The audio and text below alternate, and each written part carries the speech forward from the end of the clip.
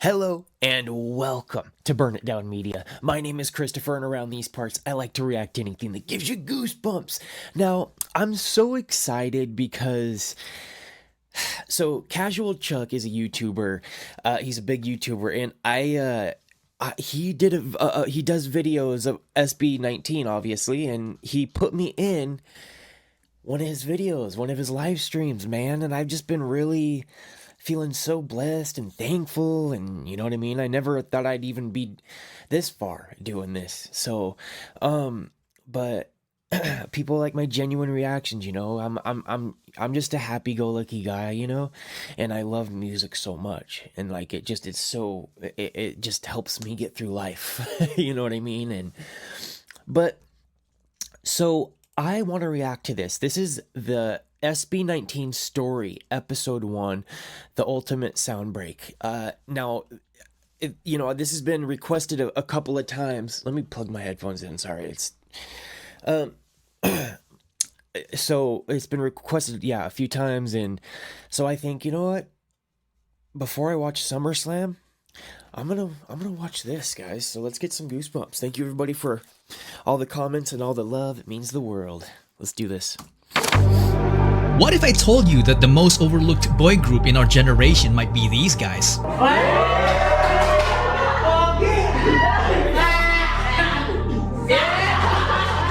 In the last 6 years, these guys turned a small Korean entertainment company into a company that produced the greatest P-pop group ever. Are you proud of SB19? Wow.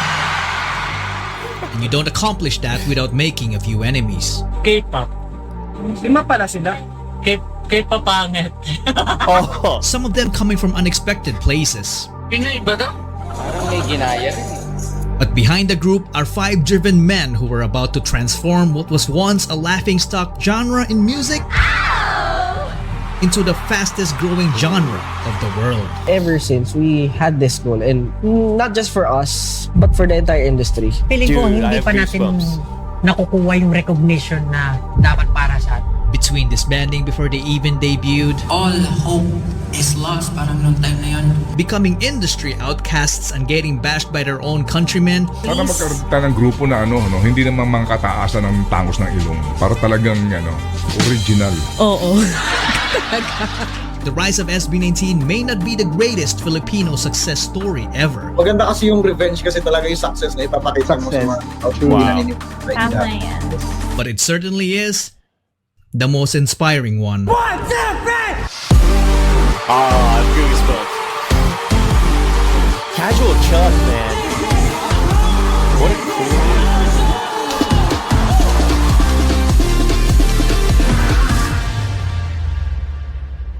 I saw on Casual Chuck's live stream, there's people were saying I look like Ben Affleck. I'll take that. I can do Ben Affleck.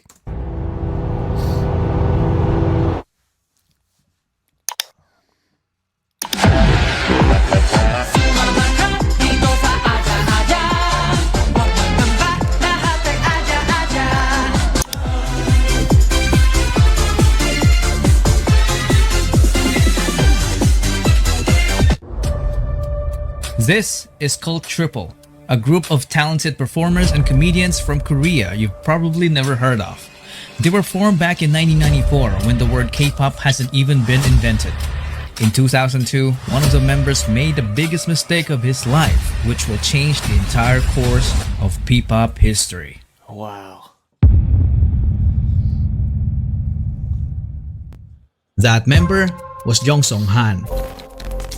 It all started when he left the trio in 2002 to become an entrepreneur. Cult Triple became Cult 2. Most of their fans thought that Songhan's decision was a huge mistake because the remaining members started racking up different awards in the entertainment industry.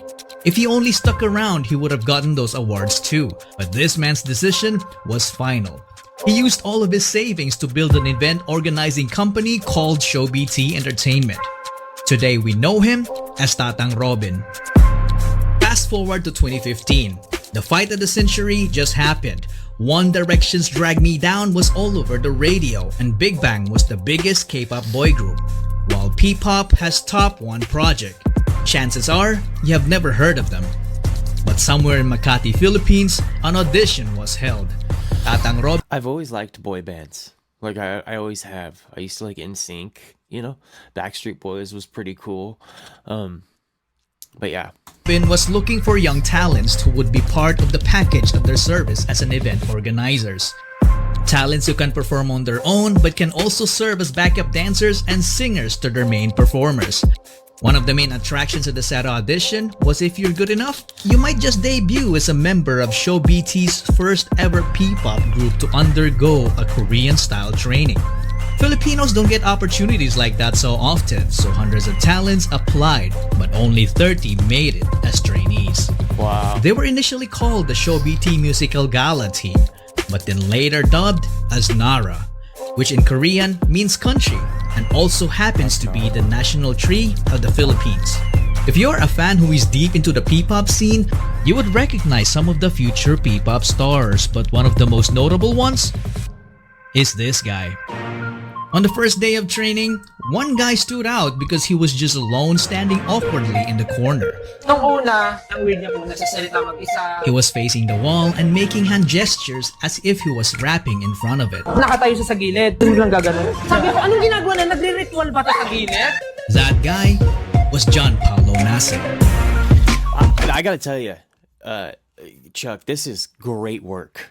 Bro, this is like the production is like amazing. Well, obviously it's gonna be good. You have like over 100,000 subscribers, but I'm just saying that you're very talented, bro. Like, I'm serious. I really enjoy your work. This is great. He always wanted to be a performer.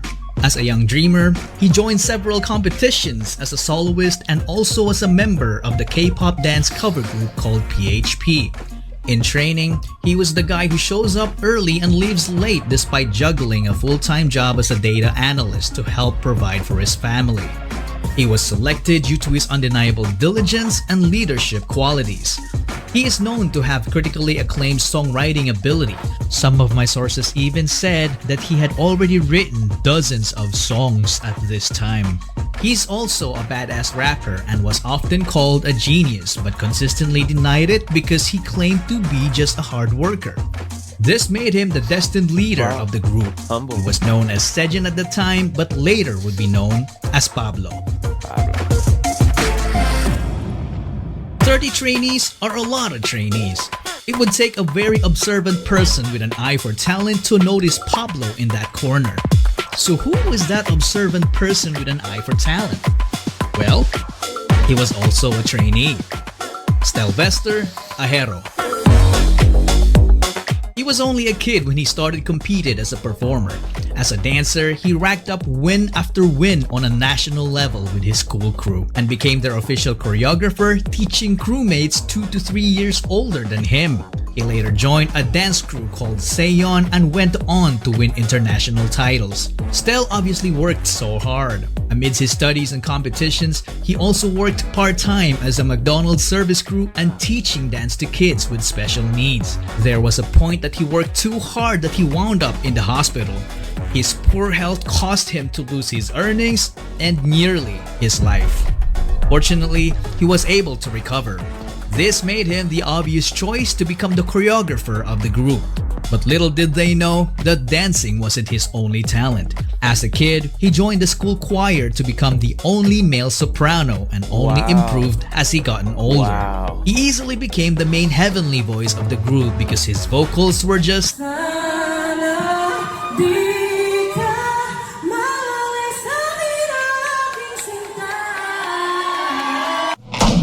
Come on. Come on. Those vocals, out of this world. Unlike Pablo, Stell was very friendly to everyone. In fact, one of his closest friends also auditioned and made it as a trainee. This friend is nothing to be trifled with because having the worst upbringing among the others made him the strongest when it comes down to pure guts and determination. Josh Cullen Santos. He left home at the age of 16 and it was his decision. From growing up in a toxic environment to being physically abused as a kid by their nanny. I'm talking about getting poured candle wax all over their body, At an early age, he experienced what it felt like to be a member of a middle-class family that went rock bottom in just a matter of months. They got evicted from medium-sized apartments to increasingly smaller rooms. It came to a point when his family had nothing to eat with rice but ketchup and salt. Wow. They had no permanent address. Because of that, Josh and his sister dropped out of school multiple times, so they got bullied at school for being repeaters. Sometimes he would even get into fistfights for defending her. Josh had enough of this, so he decided to leave to become independent and started working as an internet cafe attendant. Using his own income, he took the alternative learning system to attain his high school degree. He initially had no background in performing. Not until he found Stell performing with his dance group called Seyon. Josh became an instant fan, and when they connected, Stell became his mentor, which led to them becoming co-members, and they went on to win numerous K-pop dance cover competitions all over Asia. Man. They even met BTS during one of their winning runs in Korea. Oh wow. So from champions to trainees. What else is in store for them? How do you guys feel about BTS? Let me know in the comments.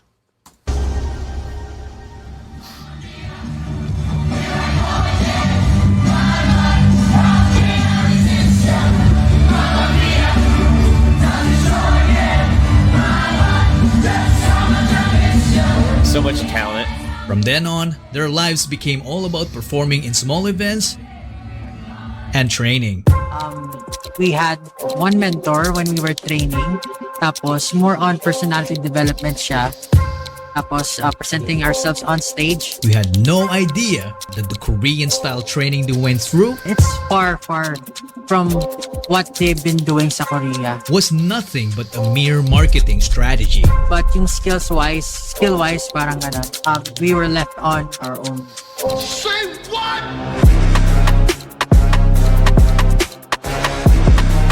Wow. They were left alone to fend for themselves, sharing knowledge to improve each other with the hope of making the cut. Great music choices. Some sources for the told video. me that Pablo had to record some of their vocal sessions to effectively coach his co-trainees. All of that without salary. This went on for roughly a couple of years, and I don't know about you guys, but this for me sounded kind of brutal. Dude. It's not easy to keep doing the same thing over and Yeah. over and over again without any form of guidance. Yeah. They were also kept in the dark about their debut date. That's So crazy. frustration started brewing until it reached the point when it only took one trigger to call it Yeah, quits. it's On one seemingly normal It's bound to happen, man. training day, all trainees were already in the studio, except for Josh. On the same morning, the train broke down. Nasira yung MRT during that time. Nasira yung MRT. Oh, no. Sinuspindi ang operasyon ng MRT dahil sa power outage. It wasn't really an accident, but this would still worry anyone, especially the trainees, because it's highly unusual for Josh to miss training. Later that morning, Josh arrived. His co-trainees felt relief because Josh turned out to be safe. You would think that their company would react the same way, right? Wow. Wrong. They decided to terminate his training. Nalate ako, tapos tinanggal ako. That was the trigger. People, Nung tinanggal man. po ako, nag-quit din yung mga grupo ko. Nag-quit din sila kasi parang naging trigger na point na kung tatanggalin mo si Josh, Umalis kami sa grupo. ganun mo lang kadali itapon yung lahat ng efforts and passion tsaka dreams namin. ShowBT had two choices: to keep all trainees or to keep no trainees. Wow. The company chose the latter. Everyone left except for Stell. Parang si Stell lang yung naiwan po nun talaga sa training room. Tapos talagang down na down lahat. Si Stell natira kasi doon during that time. Stell set aside all his frustration and remained focused on his goal, while Pablo was devastated. All hope is lost parang nung time na yun. In Josh's case, we can only imagine the pain he must have felt to have been booted out of his dreams. Yeah. Days passed, everyone still feeling down about that incident. Then Pablo's phone receives a message. Brother, bumalik ka na, brother. It was Josh. Out of all the trainees, the guy that got sent packing was the same guy who actively convinced everyone to continue chasing their dreams. Perhaps this was the sheer guts and determination from his life experiences in full display. Pablo hurried back to the studio to find Stell alone. But not for long. Josh came back next and took the initiative to convince the company to have them back. Pumunta lang po ako doon at syempre kung kailangan na makiusap. So back to training, they went. Hindi na lang magkaniwala yung grupo pero bumalik sila kasi hindi nila ako inuman. There was only 3 of them for a while. Then a few other trainees started coming back. So ShowBT put together a talent workshop to get more talents to keep the business going. This was batch 1. This was batch 2. Target locked. Justin De Dios. He got scouted right away because he was a very good-looking guy and already was a decent singer and dancer. When he joined, he immediately saw a familiar face in Josh. You look familiar. As do you. Apparently, Josh told Justin about the workshop because the two already had a stint performing together in a dance cover group called Zero to Hero. So Justin as well wasn't new in the world of performing. He auditioned to be a part of the televised Pinoy boy band Superstar, but he didn't even make it to the live auditions. Perhaps it was fate. That group is nowhere to be found today. Justin obviously deserved better. He went on to finish his college degree in multimedia arts while training, which earned him a filmmaking skill that would prove very crucial to their success in the future. Wow. With Justin on board, this completed their prototype boy group. It's composed of Justin, Pablo, Stell, Josh, Zeno, Kurt, and JP. They did multiple test runs leading up to their entry to Pinoy K-Pop Star 2017. They performed B-Day by Icon in an epic fashion, but they didn't win. At this point, ShowBT seemed to have hit a roadblock. The group felt like something was missing. I don't exactly know what happened to Zeno, Kurt, and JP. They either quit or ShowBT felt the need to let go of them and get someone who could take this already great group of guys and push them to achieve the next level. Wow. The extraordinary level. This years in the making project of ShowBT needed to reach its peak. So they started the online auditions. When Josh heard about it, he was like, I know a guy.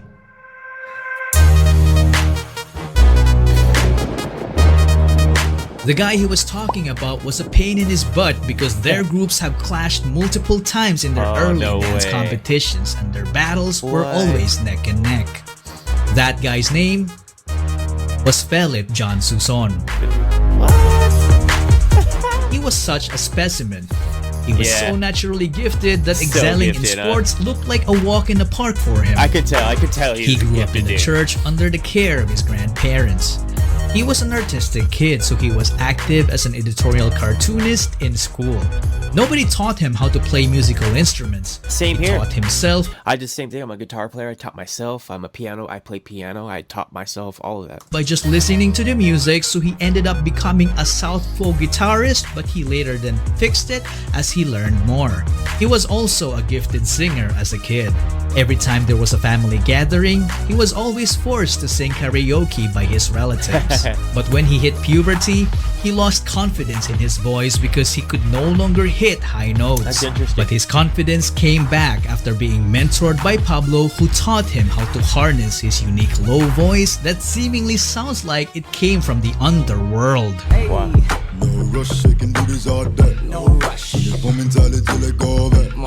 When it comes to dance, dude, he didn't know he could do it until he was forced to in order to get good grades during their school intramurals. After discovering dance, he transformed from a guy who didn't know it to someone who can fly. Because of his raw talent, he ended up teaching dance to the entire school and continued on to join the dance group called Amigo 7, a would-be rival of Josh and Stell's crew, Seyon. It quickly became a reverse if you can't beat them, then join them kind of deal. So Josh recruited Ken. But there was a problem. He was hundreds of islands away and didn't have the money. What did Josh do? He shelled out for his plane ticket. With nothing else to lose, Philip went and left his previous life in the countryside. He then trained with the boys and officially debuted with them as Ken, the main dancer, the bass vocalist, and the lead rapper of the group. One thing to note is that they were an unlikely bunch because they wouldn't have met each other if Tatang Robin stayed with his already successful group in Korea. Justin didn't make it in his first audition, so he almost didn't try again until Josh told him to do so. And Ken wouldn't even have the opportunity to join if the ShowBT trainees didn't come back after that quitting incident. And that, ladies and gentlemen, is the butterfly effect. When a small and seemingly insignificant occurrence has a rippling effect through time, leading to a consequential event sometime long after the initial event. Or as Google would put it, the phenomenon whereby a minute localized change in a complex system can have large effects elsewhere. Tatang Robin's so-called mistake back in 2002 led to forming the future P-pop Kings. In 2018, SB19 was formed. The name of the group was carefully picked. The number 19 is the sum of Korea and the Philippines country code digits, 82 and 63. So 8 plus 2 plus 6 plus 3 is 19. If you subtract both numbers, you also get the same result. SB doesn't only mean ShowBT. It is also about their ultimate goal for Pinoy sound to break into the music industry, which is fearlessly represented by this phrase. SB19 Soundbreak. Wow. This is great. Dude, casual choke. Wow, I don't even know what to say, bro. Like, make sure I like this. That was a masterpiece, Chuck. Seriously. And thank you so much for putting me in your video, bro. This is just absolutely brilliant. I'm so, I mean, in your live stream, that was awesome. Absolutely brilliant. The editing in that, everything was chef's kiss, bro. 10 out of 10. I'm gonna go over all these. So come join me. Thank you everybody for watching. I upload every day. Hit that subscribe button. It's one day at a time, but we're in this together, so it makes it that much easier. See you on the next one. Wow, man.